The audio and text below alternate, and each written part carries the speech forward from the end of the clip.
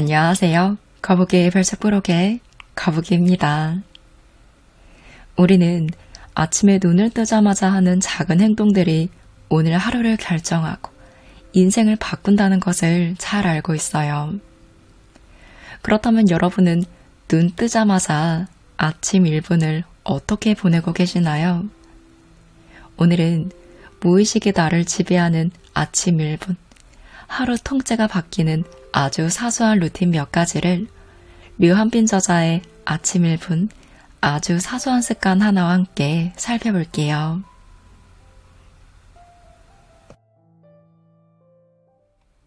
눈 뜨자마자 그럴 수 있지라고 5번 말합니다. 여러분은 긍정적으로 살아보려고 노력한 적 있으신가요? 처음 마음 챙김을 시작하는 사람들은 흔히 오늘부터 긍정적인 생각만 할 거야 라고 다짐합니다. 오히려 좋아 라는 말이 유행하기도 했어요. 나쁜 일이 생겨도 발상의 전환을 통해 오히려 좋은 일이라고 긍정적으로 받아들이는 노력이죠. 그런데 긍정적으로 생각하는 것보다 더 효과적인 게 있습니다. 그것은 바로 모든 일을 가볍게 받아들이는 연습을 하는 것입니다. 나쁜 감정을 애써 무시하고 좋은 감정만 확대해서 받아들이는 것이 아니라 나쁜 일도 좋은 일도 모두 그럴 수 있다는 듯 가볍게 받아들이는 거죠. 물론 억울한 일을 당하거나 정말 화가 나는 일이 생겼을 때는 이렇게 생각하는 게 그렇게 쉽지만은 않을 거예요. 저를 포함한 많은 사람들은 남의 일일 때는 가볍게 받아들일 수 있지만 막상 자신에게 똑같은 일이 생겼을 때는 사소한 거 하나까지 민감하게 받아들이기도 하니까요. 역으로 생각해보면 만약 내 일도 가볍게 받아들일 수 있다면 삶이 훨씬 자유로워질 수 있다는 뜻이죠. 그렇다면 어떻게 하면 모든 일을 좀 더 가볍게 받아들일 수 있을지 우리 한번 생각해 볼까요?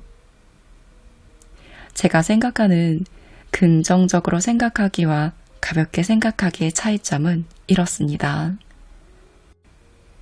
부정적인 감정이 올라오는데 애써 긍정적인 생각으로 바꾸려고 하는 것은 사실은 감정에 대한 억압입니다. 내 무의식을 속일 수 없다는 사실을 잊지 마셔야 해요. 예를 들어 상사에게 업무상 지적을 받아서 기분이 나쁜데 괜찮아, 다 나를 위해서 지적해준 것 뿐이니까 기분 나쁘게 듣지 않고 감사하게 생각해야겠다 라고 마음을 먹는 것은 스스로를 속이는 것이죠. 진심으로 감사한가요? 상사가 맞는 말을 했으니 정말 기분이 괜찮은 건가요? 그러면 정말 좋겠지만 만약 그 상사가 옳은 말을 기분 나쁘게 했다면 내 기분은 나쁠 수밖에 없습니다. 가볍게 생각하기는 이렇게 기분이 나쁜 나의 감정을 있는 그대로 인정해 주자는 거예요. 상사는 지적할 수 있고 나는 기분이 나쁠 수 있어요. 상사가 하는 말이 100% 옳은 말이라도 내 기분이 나쁜 건 지극히 정상적인 겁니다.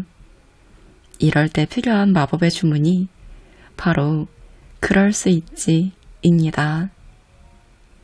내가 잘못한 것에 비해 상사가 더 크게 감정을 섞어 표현해서 내 마음이 상했을지라도 그럴 수 있지 라고 생각해 보는 거예요.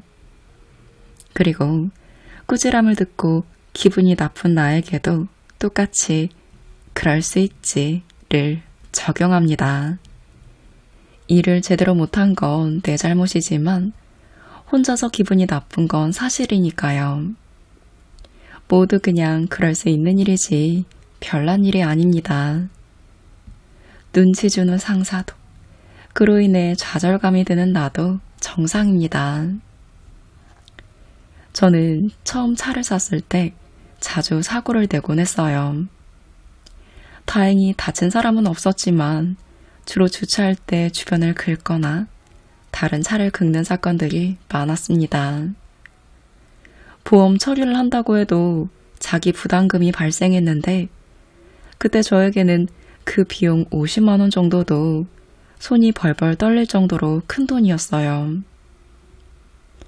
바쁜 와중에 차를 고치러 정비소에 가야 한다는 사실에도 화가 났고 돈이 아까워서 화가 났고 좀 더 조심하지 못한 나 자신에게 화가 났고 상대 차주가 화를 낼까봐 무섭기도 했습니다.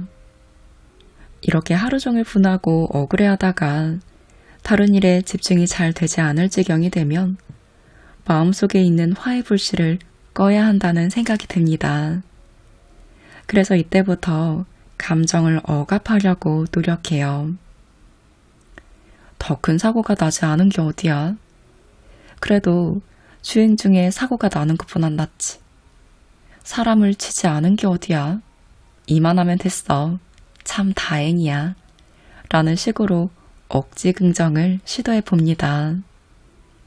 하지만 기분은 별로 나아지지 않아요. 이렇게 작은 사고도 전혀 없기를 바라는 제 욕심 때문이었죠. 그런데 제가 사고를 낸 이야기를 듣고 운전 경력이 오래된 선배가 이런 이야기를 해주더군요. 그럴 수 있지. 처음 차를 사고 한 달 동안에 4번 긁는 게 국룰이야. 이 말은 약 올리는 것 같아서 더 화가 났습니다. 그래서 남의 이야기라고 너무 쉽게 말씀하시는 거 아니에요? 돈 아까워 죽겠구만. 이라고 말하면서 길길이 뛰었더니 그 선배는 또 이렇게 말했습니다. 그럴 수 있지. 예정에도 없던 돈이 나가는 게 아까워 죽지. 선배가 이렇게 말할 수 있는 이유는 분명했어요. 첫째, 자신도 초보 시절 이미 다 경험한 일들이고, 둘째, 지금 일어난 사고가 남의 이야기이기 때문입니다. 제가 그럴 수 있지를 마법의 주문이라고 한 건 이 말을 입으로 내뱉는 순간 내 감정을 정면으로 반박하지 않으면서도 별것 아닌 일이 되어버리기 때문입니다. 그러니 여러분도 꼭 한번 써먹어 보세요. 답답하고 억울한 일이 생겼을 때, 생각만 해도 화가 날 때, 일이 내 생각대로 잘 풀리지 않을 때, 크게 심호흡을 한 후, 그럴 수 있지 라고 소리내어 5번을 반복하는 거예요. 그러면 훨씬 더 마음이 가벼워지는 걸 경험할 수 있습니다. 그런데 가끔은 그럴 수 있지가 통하지 않을 만큼 화가 나는 사건도 있을 거예요. 어떤 사람이 나에게 씻을 수 없는 상처를 줬고 도저히 용서할 수 없을 수도 있습니다. 이럴 때는 그럴 수 있지라는 마법도 통하지 않아요. 오히려 아니, 그럴 수 없어 라면서 분노가 솟구칩니다. 그럴 때는 방향만 바꿔주시면 돼요. 그래, 충분히 화날 수 있어. 내가 지금 화가 나는 건 당연한 거야. 그럴 수 있어. 이렇게 스스로에게 말해주는 거예요. 그러면서 참지 말고 화를 충분히 내면 됩니다. 나쁜 감정을 제대로 인정해주면 오히려 그 감정의 유통기한이 짧아집니다. 참으려고 하면 오히려 더 길어질 뿐이죠. 힘든 일이 있을 때 울어버리면 오히려 후련해지는 경험 해보신 적 있을 거예요. 우는 친구를 달랠 때도 울지 마 라고 달래기보다는 울어도 돼, 실컷 울어 라고 말해주는 게 더 도움이 되는 이유입니다. 하지만 우리는 본능적으로 불쾌한 감정이 일어나면 덜컥 겁을 먹고 달아나곤 해요. 애써 긍정하려고 하거나 그 생각을 하지 않으려고 애써 다른 것에 몰두하려고도 합니다. 아무 생각 없이 웃을 수 있는 예능 프로를 보거나 쇼핑을 하면서 스트레스를 풀거나 매운 음식이나 술로 풀기도 하죠. 하지만 이렇게 회피만 하게 되면 아주 오랫동안 감정이 지속되는 단점이 있으니 충분히 감정을 표현하는 것도 연습해야 합니다. 오늘 아침에는 일어나자마자 그럴 수 있지를 5번 입 밖으로 내뱉어 보세요. 한번 이렇게 생각하기 시작하면 점점 습관처럼 이 생각이 내 마음속에 번지게 됩니다. 그렇게 되면 그 어떤 일이 일어나더라도 하필이면 나한테가 아니라 그저 일어날 일이 일어났을 뿐이라고 받아들일 수 있게 돼요. 그러면 만에 하나 나에게 불행이 닥친다고 해도 훨씬 더 수월하게 이겨낼 수 있습니다. 매일 아침 1분만 이렇게 따라해 보세요. 아침에 눈을 뜨자마자 그럴 수 있지라고 소리내어 5번 입 밖으로 내뱉습니다. 그럴 수 있지, 그럴 수 있지, 그럴 수 있지, 그럴 수 있지, 그럴 수 있지. 그리고 오늘 하루 동안 나에게 일어나는 모든 일에 그럴 수 있지를 붙여서 생각해 봅니다. 만약 도저히 용납할 수 없는 일이 일어난 거라면 너는 충분히 화가 날 만해. 그럴 수 있어 라고 스스로에게 말해주세요.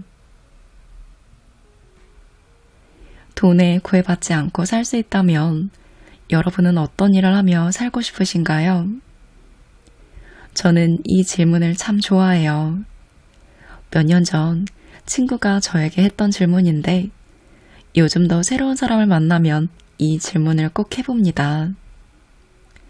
돈에 구애받지 않는다는 전제가 깔리면 진짜 내가 뭘 하고 싶은지 처음부터 생각할 수 있거든요.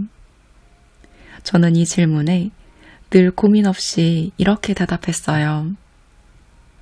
승합차를 한 대 사서 각종 의료 장비를 실은 다음 전국에 있는 유기견 보호소를 다니면서 의료 봉사를 하고 싶어요. 제가 하고 싶을 때 하고 싶은 만큼만요. 저는 제가 좋아하는 것을 명확히 아는 편입니다. 동물을 좋아하고 남 돌보는 걸 좋아하고 제 전공인 수의학도 좋아해요. 그리고 가장 좋아하는 것은 바로 좋아하는 일을 원하는 만큼 하는 것입니다. 아무리 좋아하는 일이라도 의무적으로 하거나 강제로 하게 되면 싫어진다는 걸 잘 알기 때문이죠. 열심히 일상을 살아가더라도 문득 일이 너무 하기 싫어지거나 삶에 회의감이 들 때는 미래의 제 모습을 상상해 봅니다. 누가 시켜서 하는 게 아니라 정말 스스로 원하는 일을 자유롭게 하는 제 모습을 말이에요. 하고 싶은 일이 명확하면 어떻게든 방법이 생긴다. 저는 이 말을 믿는 사람입니다. 이 말과는 정반대로 이런 말도 있죠. 욕심은 스스로를 괴롭힌다. 여기서 많은 분들이 당황해요. 그러면 아무 목표 없이 아무 욕망 없이 사는 것이 행복한 삶일까? 목표가 없으면 어디에 기대어 살아야 하지? 동기가 없이 어떻게 열심히 살 수 있지? 하고 말이죠. 그런데 욕심을 내려놓는다는 것은 아무것도 원하지 않은 채로 노력하지 않는다는 뜻이 아닙니다. 그렇다면 원하는 것을 마음껏 원하면서도 욕망에서 파생되는 고통으로부터 자유로워지는 방법이 있을까요? 제가 생각하기에는 이 문장을 마음에 새기면서 목표를 추구하면 됩니다. 지금 나에게 뭔가가 부족해서 행복하지 않다는 생각은 사실이 아니다. 이를테면 지금 이대로도 충분한데 나 저것도 한번 해보고 싶어 라는 마음을 갖는 거죠. 난 예쁘지 않아. 그러니까 다이어트를 해서 날씬해져야지만 사랑받을 수 있어. 와, 지금도 충분히 괜찮지만 운동을 한다면 더 보기 좋아질 수 있어. 는 다릅니다.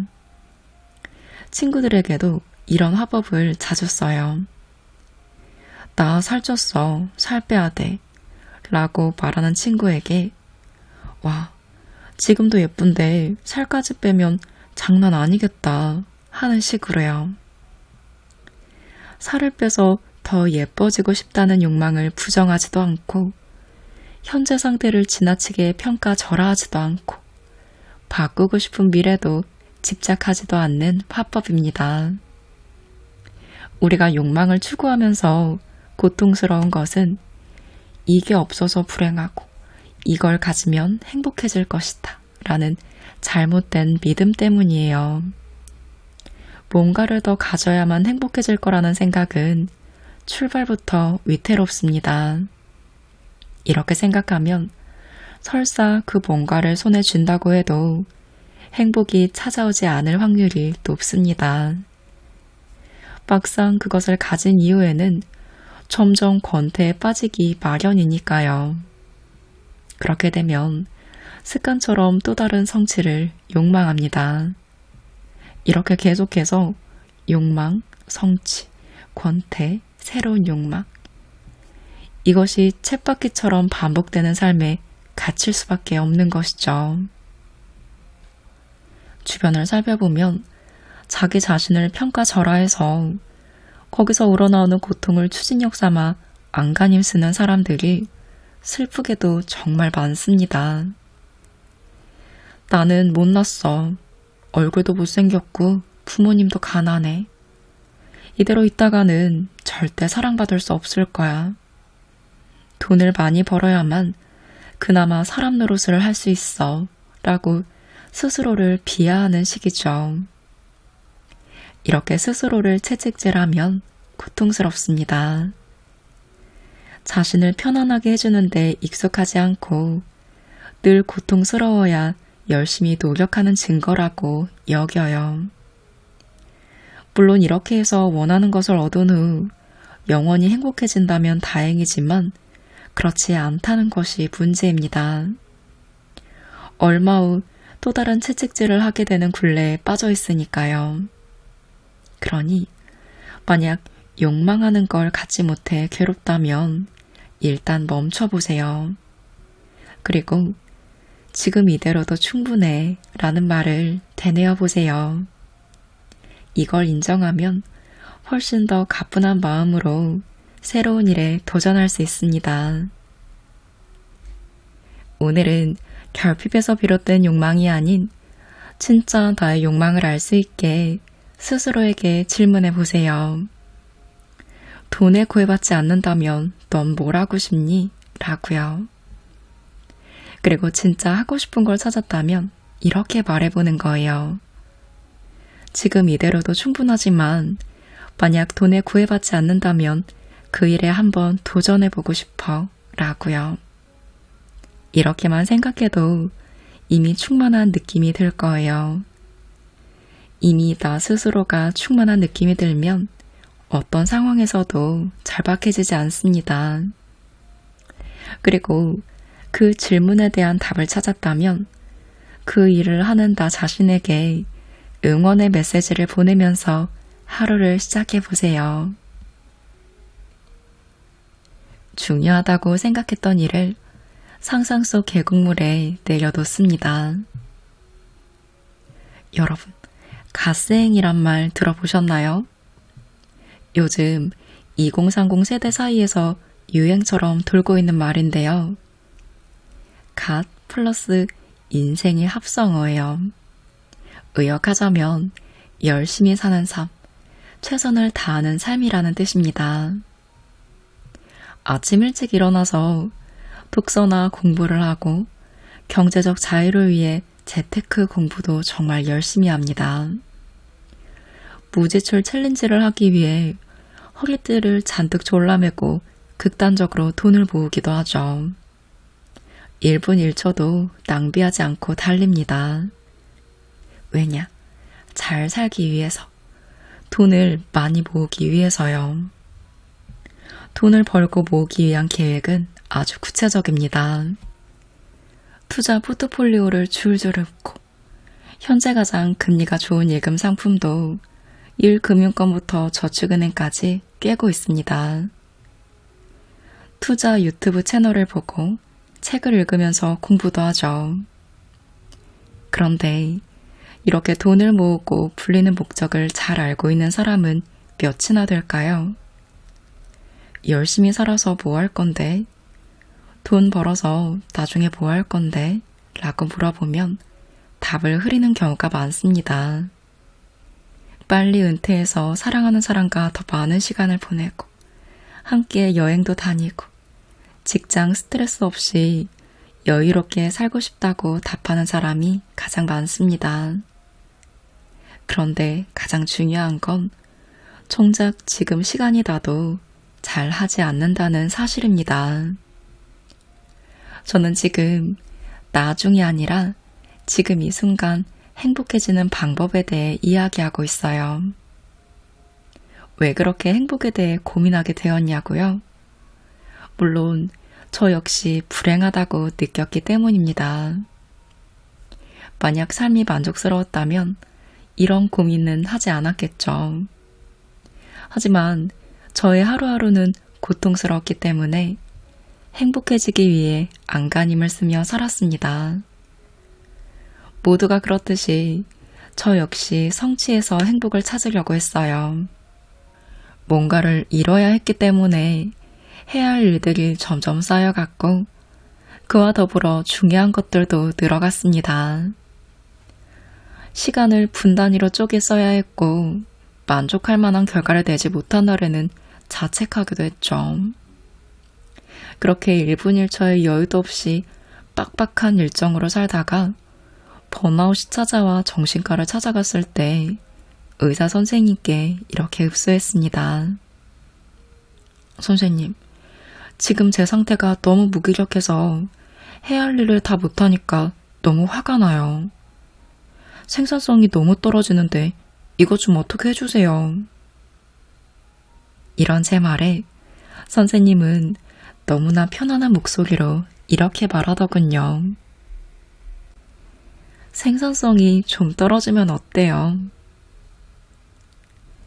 그렇다면 생산성 같은 건 신경 쓰지 않고 나중이 아니라 지금 이 순간 행복해지는 방법은 뭘까요? 제가 터득한 것 중 하나는 중요하다고 생각했던 일을 버기는 것입니다.